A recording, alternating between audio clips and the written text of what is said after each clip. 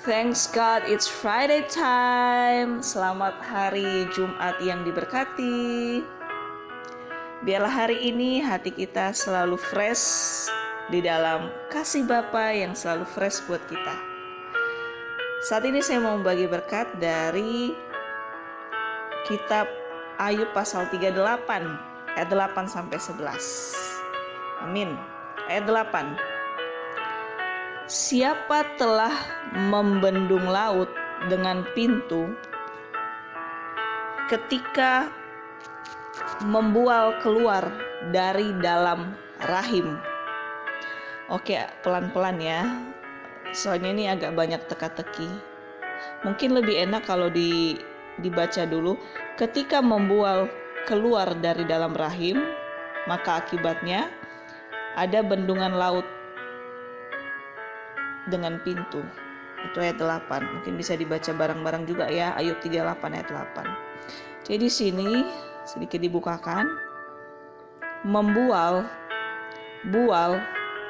itu bisa diibaratkan sebagai roh kecongkakan atau roh kesombongan atau roh busuk atau hal-hal yang menyimpang dari kebenaran firman. Itu adalah bualan, membual. Oke. Terus ada dibilang di sini dari dalam rahim. Apa maksudnya? Bukan maksudnya hanya wanita yang membual atau yang punya roh kecongkakan. Enggak lah. Rahim kan biasanya sama wanita.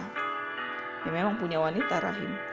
Tapi di sini dibukakan dari dalam rahim bisa berarti roh kesombongan atau roh busuk atau sejenisnya yang sudah semakin menumpuk, udah banyak tertumpuk atau tersimpan lama di dalam hati atau hidup manusia.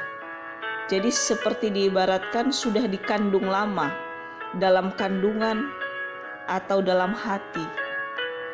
Dan kalau udah dikandung lama, kalau secara fisik kan setelah mengandung lama pasti melahirkan. Jadi ini diibaratkan roh yang busuk tadi yang sudah dikandung lama pasti juga ada saatnya terlahir atau terpancar keluar atau bisa menjadi dampak buruk ke sekitar karena terpancar tadi. Keluar juga akhirnya apa yang sudah ditumpuk banyak dalam hati atau dalam hidup sehari-hari. Jadi seolah janin busuk atau buah yang busuk atau roh yang busuk dan bukan buah roh, karena buah roh itu hanya dari kebenaran firman. Dan ibarat kalau bau busuk itu kan pasti tercium. Jadi pasti bisa terlihat roh atau karakter busuk yang gak sesuai dengan firman. Ibarat sepintar-pintarnya tupai melompat pasti kan jatuh juga kan. Jadi sebagaimanapun pintarnya mengandung roh busuk, menyimpan roh busuk di dalam hati dan hidup, pasti cepat terlihat, terpancar dan sangat bau, sangat kasih efek nggak baik untuk sekitar. Bau. Terus ada lagi di sini di ayat yang sama ya, membendung laut dengan pintu. Itu maksudnya apa ya? Laut dengan pintu. Jadi di sini bisa diibaratkan hanya kuasa Tuhan yang sanggup membendung. Jadi pintu itu bisa diibaratkan kuasa Tuhan. Hanya kuasa Tuhan yang sanggup membendung, menghalangi besarnya atau banyaknya roh kesombongan atau roh busuk atau yang gak berkenan dengan firman dalam hidup manusia. Pintunya Tuhan yang sanggup membendung laut itu. Pintunya Tuhan yang sanggup membendung roh busuk itu tadi. Laut itu ibarat berarti udah banyak banget roh busuk, roh tidak berkenan yang tersimpan di hati atau hidup manusia. Please kita sama-sama berbenah, jangan mau mengandung roh busuk. Karena akan ada pintu Tuhan untuk menghalanginya, untuk membendungnya. Tuhan gak akan izinin roh busuk makin membuat busuk dunia. Tuhan gak akan izinin. Makanya banyaknya tumpukan roh atau sikap yang gak sesuai dengan firman itu diibaratkan lautan yang sudah bergelombang, yang sudah makin seolah udah makin beranak cucu, roh-roh keburukan itu dalam hati atau hidup. Makanya diibaratkan lautan besar, banyak. Wow, tolak dalam nama Yesus. Jadi kan dikatakan tadi membendung laut dengan pintu. Jadi pintu ini ibarat palang yang berfungsi bisa menutup sesuatu pengaruh buruk atau roh yang busuk sebesar apapun hanya dengan secuil ucapan atau kuasa perkataannya. Apa maksudnya hanya dengan secuil? Karena kan kalau diibaratkan pintu secara fisik, dari apa sih pintu? Dari besi, dari kayu, dari aluminium, dan pintu kecil. Mana ada pintu secara fisik yang bisa menghalangi laut, gelombang laut? Kan nggak ada, yang ada malah hanyut material bahan pintu itu. Tapi di sini Tuhan ibaratkan pintu kuasanya yang seolah hanya seperti pintu, ibarat hanya dengan perkataannya saja seolah simple, seperti pintu yang simple hanya dari perkataan, tapi dia bisa membendung. Perkataan kuasa firman bisa membendung akibat roh-roh busuk, akibat sikap-sikap gak benar, akibat kecongkakan yang manusia selama ini simpan dalam hidupnya. Tuhan bisa bendung itu supaya tidak ketransfer sama orang lain, supaya tidak menjadi dicontoh sama orang lain. Karena Tuhan gak mau banyak orang di sekitar makin ikut menjadi buruk. Kalau ada salah satu atau beberapa kelompok yang selama ini mempertahankan roh busuk dalam hidupnya, ada waktunya Tuhan akan membendung lautan. Tuhan akan memberikan pintu atas sikap-sikap buruk itu. Tuhan gak akan izinin bumi ini kembali hancur lagi. Makanya kadang ya seperti ada bencana alam, ada hal-hal yang seperti kok bisa terjadi. Ya kadang itu karena kasihnya.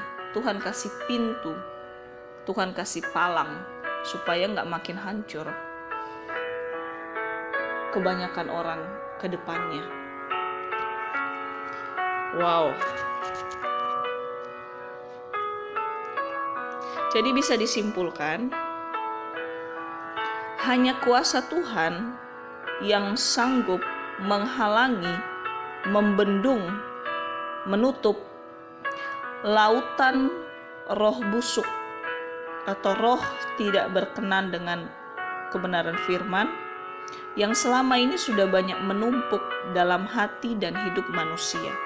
Hanya Tuhan yang sanggup membendung itu supaya tidak makin rusak orang-orang sekitar dari oknum yang menyimpan banyak roh busuk itu. Wow, Tuhan Yesus peduli. Dia gak akan izinin kita menyimpan roh busuk terlalu lama, dan dia gak akan izinin juga kita membagi-bagi atau mentransfer roh busuk atau roh yang menolak firman untuk sekitar.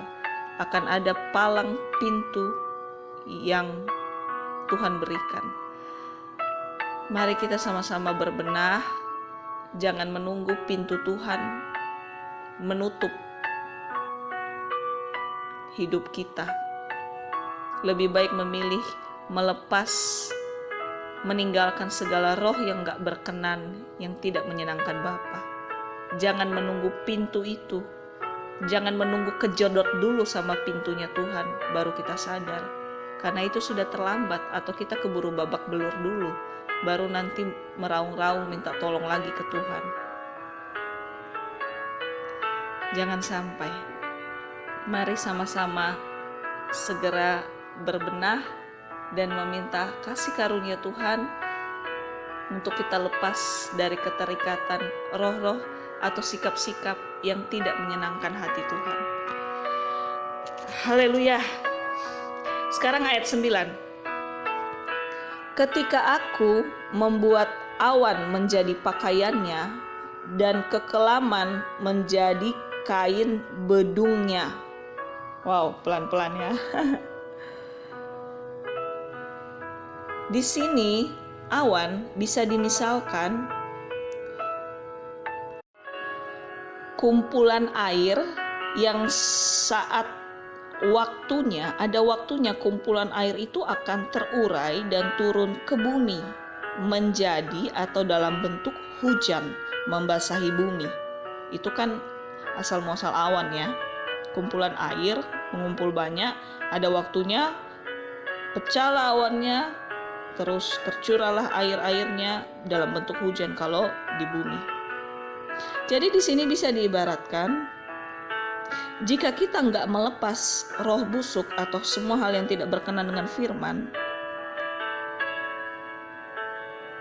maka awan firman Tuhan yang awalnya awan itu kan seolah meneduhkan, memberikan keteduhan supaya nggak terasa panas banget terik matahari. Jadi ini bisa diibaratkan awan firman Tuhan yang awalnya meneduhkan hidup kita bisa berubah jadi hantaman air, hantaman hujan.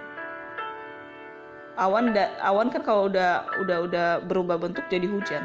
Jadi bisa diibaratkan menjadi hantaman air atau hantaman hukum firman. Karena firman itu ada hukumnya. Yang tujuannya nanti hantaman itu untuk menyadarkan manusia dari pakaian kecongkakan atau pakaian yang penuh roh busuk atau pakaian yang penuh karakter yang gak sesuai dengan firman.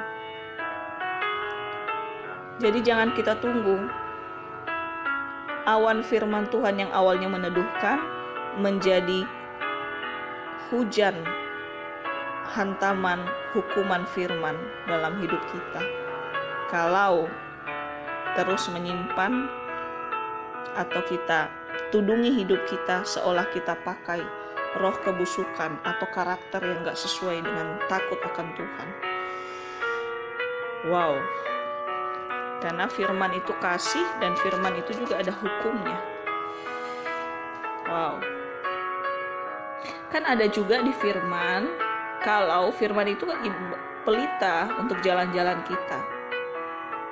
Tapi kalau kita menyimpang, bahkan menghidupi banyak roh busuk, roh kecongkakan, roh yang tidak berkenan di hadapan Tuhan, sifat-sifat yang tidak berkenan dengan kebenaran firman, maka firman yang meneduhkan tadi berubah jadi hantaman yang mengeluarkan hukumnya, keadilannya, untuk menegur, untuk mengingatkan kita kembali supaya kembali ke jalan yang benar, ke jalannya.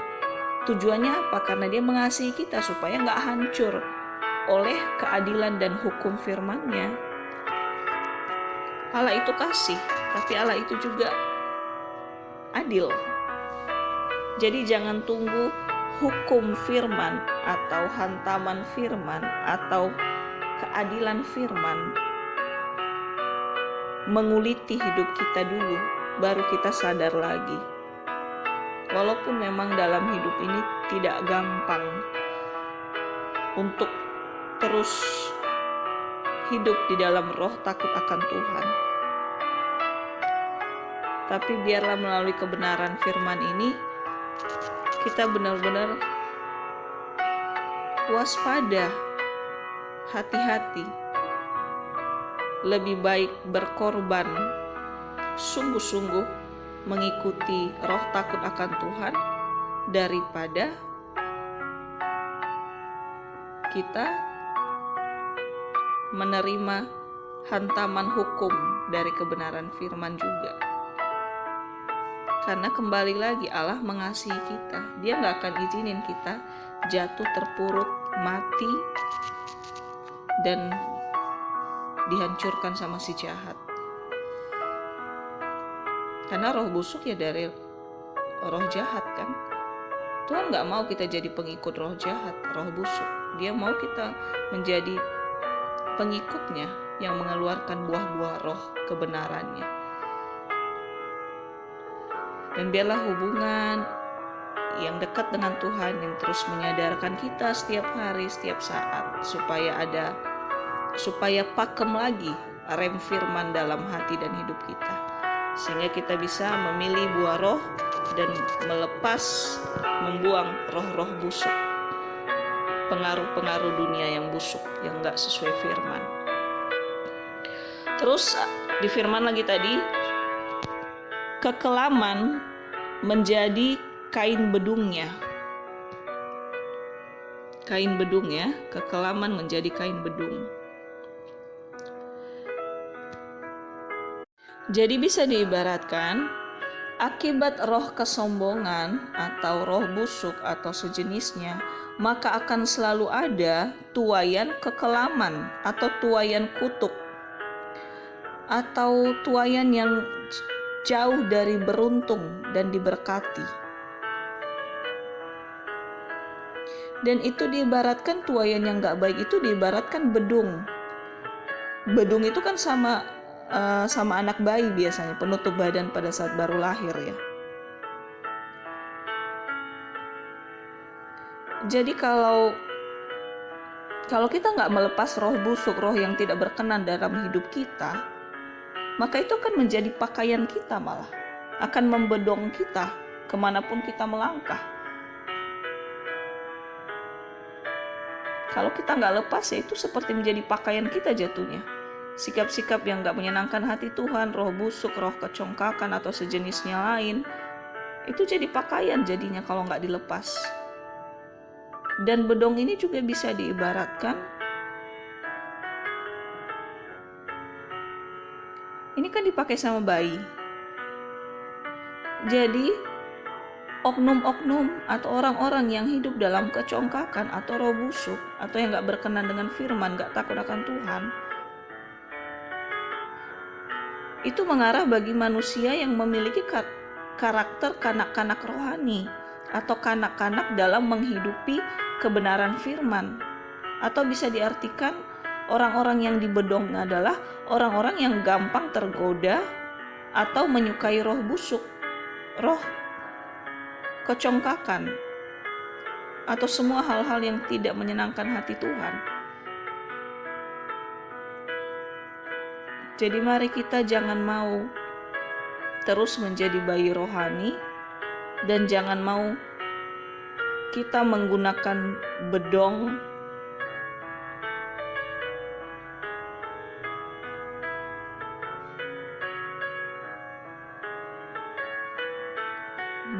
kutuk, bedong roh busuk.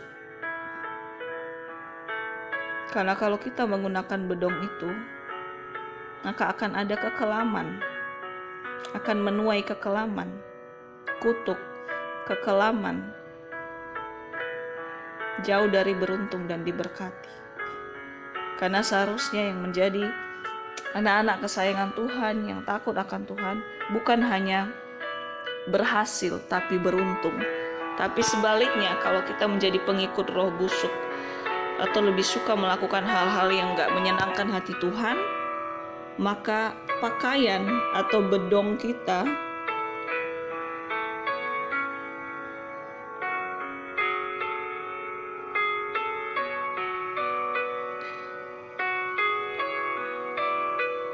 akan menghasilkan tuaian kutuk atau kekelaman, jauh dari berhasil dan beruntung jatuhnya. Karena roh busuk bau kan, yang ada merusak hidup kita sendiri kalau kita menyimpan roh-roh busuk atau yang gak berkenan dengan Tuhan. Wow, jadi bisa disimpulkan, ketika gak takut akan Tuhan, atau lebih memilih roh-roh dunia atau roh busuk yang menyimpang dari kebenaran firman, maka seluruh aspek hidup akan mengalami atau menerima hukum dari firman, atau kekelaman, bahkan kutuk atau sejenisnya. Karena Tuhan kan udah ingetin di firman-Nya, pilihlah berkat, jangan kutuk. Jadi kebalikannya, kalau kita nggak milih berkat, ya berarti kita milih kutuk. Ya kutuk itu mengerikan, kekelaman, kehancuran, malapetaka. Bukan berarti orang yang ikut Tuhan tidak ada proses atau tekanan. No, selalu ada bunga-bunga kehidupan. Tapi bedanya di tengah proses atau tekanan, kalau tetap memegang buah-buah roh dan takut akan Tuhan, ada waktunya dapat melewati itu semua. Dan yang terpenting, roh atau keberuntungan atau keselamatan atau semua yang baik itu pasti tetap kita terima, gak akan hilang. Tapi kalau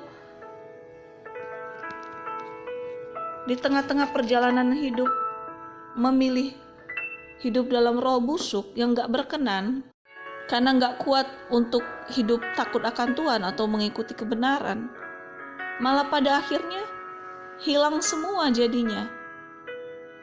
Hilang semua janji-janji yang Tuhan sediakan sama kita. Malah kekelaman, kutuk,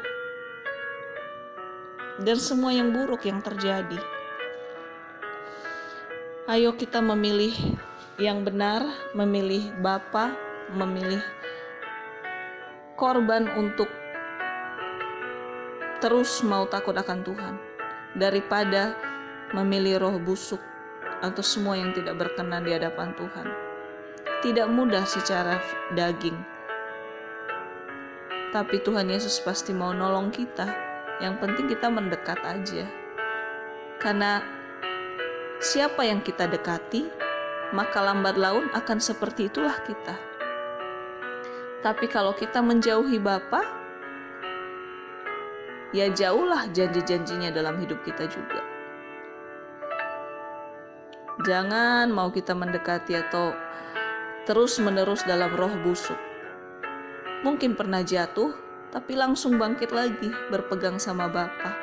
Gak apa-apa, Bapa akan selalu mau nolong kita.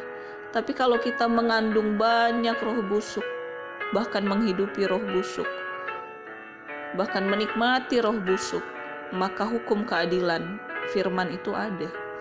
Kekelaman dan kutuk itu ada. Wow, tutup bungkus darah Yesus. Kemudian di ayat 10 dan 11, ayat 10 dulu. Ketika aku menetapkan batasnya dan memasang palang dan pintu. Ayat 11, ketika aku berfirman, sampai di sini boleh engkau datang, jangan lewat. Disinilah gelombang-gelombangmu yang congkak akan dihentikan. Maksudnya apa ya? Jadi di sini dibukakan, akan ada batas atau penghalang berkat dan kemurahan Tuhan untuk kita alami. Karena jika kita seolah tanpa sengaja menutup pintu kebaikannya Tuhan itu kita alami. Karena kita memilih roh kesombongan atau roh busuk itu tadi ada dalam hati atau hidup. Atau semua hal yang tidak berkenan, yang tanpa dengan nggak sadar tapi sengaja kita izinkan menjadi karakter atau ciri khas hidup kita sehari-hari. Seperti tadi, kita dekat ke siapa, ya jadi itulah kita, jadi tampak seperti itulah kita. Kalau dekat ke roh busuk atau hal-hal tidak berkenan dengan takut akan Tuhan, ya jadi seperti itulah ciri khas hidup kita jatuhnya. Jadi kalau memilih seperti itu, ya akibatnya selalu ada palang berkat yang tertutup. Dan malah secara tidak langsung kita membuka palang kutuk untuk hidup kita. Wow. Jangan memilih menjauh dari Bapa, karena sama dengan membuka palang kutuk untuk hidup sendiri. Karena tidak ada berkat dalam roh busuk. Tidak ada berkat dalam karakter yang tidak sesuai kebenaran firman. Wow, jauhlah dari hidup kita ya. Jauhlah dari hidup kita menyukai palang busuk. Tapi marilah kita menyukai palang berkatnya Tuhan. Setiap detik dalam hidup kita, bahkan untuk keturunan kita kelak ke depannya. Jadi bisa disimpulkan, jangan mau menyimpan atau menghidupi roh busuk, karena palang busuklah yang akan mengiring langkah kita, bukan palang berkat. Jadi mari menolak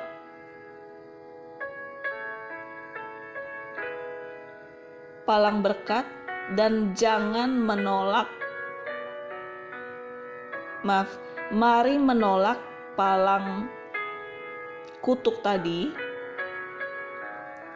dan jangan menolak palang berkatnya Bapa dalam hidup kita setiap hari. Pilihan tetap di tangan kita. Tuhan kasih kita pilihan bebas. Tapi kalau terlalu salah arah, ya hukum keadilan firman-Nya ada. Tujuannya karena Dia mengasihi kita. Jangan sampai kita hancur lebur atau kasih pengaruh yang gak baik ke sekitar. Karena bau busuk itu tercium kan. Wow. Terima kasih Bapa, Engkau bukakan kebenaran firman-Mu. Mungkin secara manusia tidak mudah untuk tetap memilih palang berkat, untuk tetap memilih hidup takut akan Tuhan. Tapi asal kita tetap mau mendekat kepada Bapa kita, maka Dia pasti memberikan kita hikmat, memberikan kita suara dari hati kita untuk tetap mau menjaga hidup, untuk tetap mau meneladani Bapa dan buah-buah rohnya, supaya selamat dan bahagialah hidup kita setiap hari dan sampai selama-lamanya, dan keturunan kita kelak juga. Tetap semangat, berkat Tuhan selalu fresh untuk kita setiap hari. Haleluya, amin.